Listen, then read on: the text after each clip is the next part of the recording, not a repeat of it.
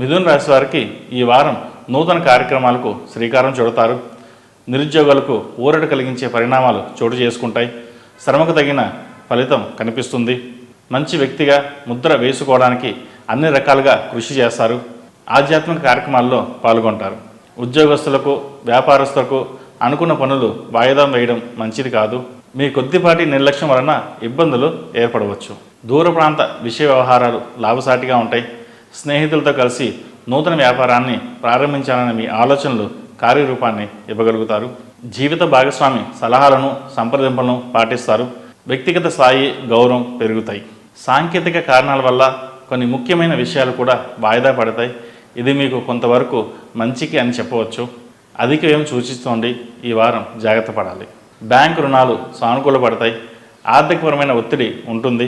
మీకు రావాల్సిన ధనం సమయానికి ఆదుకోలేని పరిస్థితి ఏర్పడుతుంది. కాబట్టి ఆలోచించి నిర్ణయాలు తీసుకోండి. రాజకీయ ప్రయత్నాలు, చర్చలు ఫలిస్తాయి. అనుకోని ఆదాయం వచ్చే మార్గాలు, అందుకు సంబంధించిన వ్యక్తులను కలుస్తారు. మీ వాళ్ళ భవిష్యత్తు దృష్టిలో ఉంచుకుని కొన్ని అవమానాలు భరించాల్సి వస్తుంది. అజాగ్రత్త వల్ల మంచి అవకాశాలు జారిపోవచ్చు, లేక కొంత నష్టపోవచ్చు. అప్రమత్తంగా ఉండండి. ప్రశాంత వాతావరణం ఏర్పరచుకునే ప్రయత్నం చేయండి. ఈ రాశివారు ఓం నమః శివాయ ఒత్తులతో దీపారాధన చేయడం వల్ల మంచి ఫలితాలు ఉంటాయి. ఈ రాశిలో జన్మించిన వారికి కలిసి వచ్చే సంఖ్య నంబర్ 7, కలిసి వచ్చే దిక్కు ఉత్తరం, కలిసి వచ్చే రంగు ఎల్లో. తదుపరి కర్కాటక రాశి.